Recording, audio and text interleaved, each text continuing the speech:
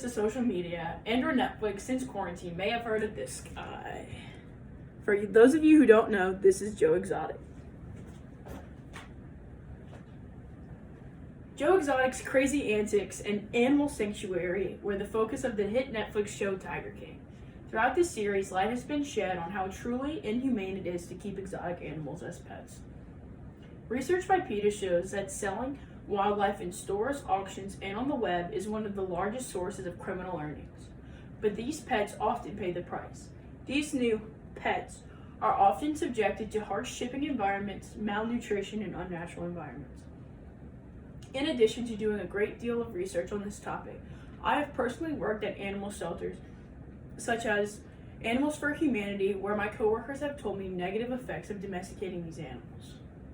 Creating and enforcing laws that will abolish the sale and possession in the United States and other countries of exotic pets will benefit animals overall. In order to understand why this activity should be stopped, it is necessary to realize that wild animals are dangerous and unpredictable, subject to mental illness from improper socialization, and environments that can't fully fulfill their needs. First, let's discuss why animals are difficult to handle and are very dangerous. Kathy Williams, a curator at the Duke Lemur Center, says, "Lemurs make terrible pets. Once a baby lemur grows up, they are not cuddly at all. In fact, it can be quite dangerous. This is because once they reach sexual maturity, they begin exhibiting aggressive behavior such as biting and chasing."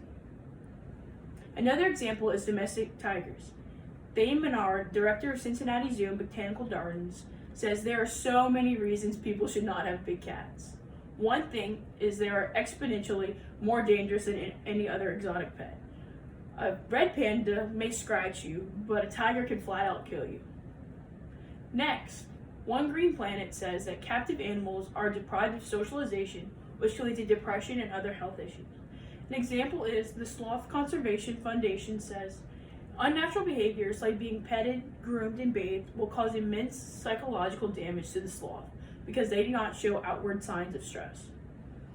WorldAnimalProtection.org also says that separating young elephants from their mothers at a young age will cause PTSD and other long-term mental effects. Finally, most homes aren't equipped with resources such as food and space needed to provide a healthy life for these animals. PETA shares a story of how confiscated cougar cubs that had deformed legs because the cub's diet was insufficient in calcium. NationalGeographic.com says that keeping prairie dogs in wire cages will cause stress and won't allow the animal to dig as compared to what they usually would do in their 2-acre towns in the wild. Now that we have seen several examples of why there is a need for animals to live in the wild instead of in the backyard, let's discuss how we can gain satisfaction from a no exotic pet policy. First thing we should do is let wild animals live in the wild. Even if the animals are hurt, we should let trained specialists take care of the wild animals. A good example of that is Mike the Tiger here at LSU. Mike is a cat rescued from an inhumane environment and now lives in an environment where he has ample room and several specialists who take care of his health and nutrition.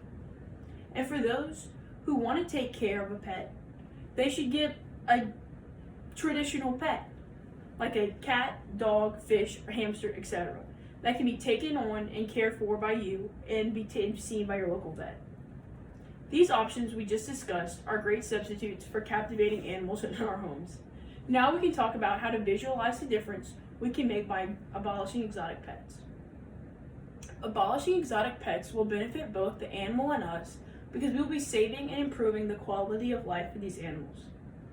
It would give us a sense of happiness by helping the lives of so many animals.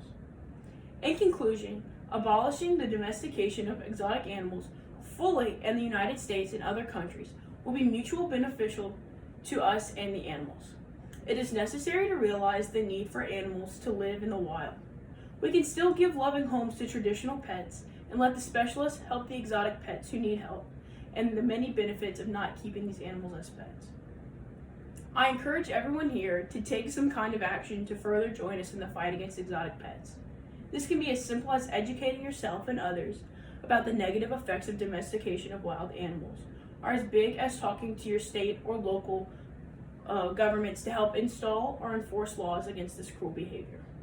Thank you so much for your time, and remember to keep exotic animals exotic.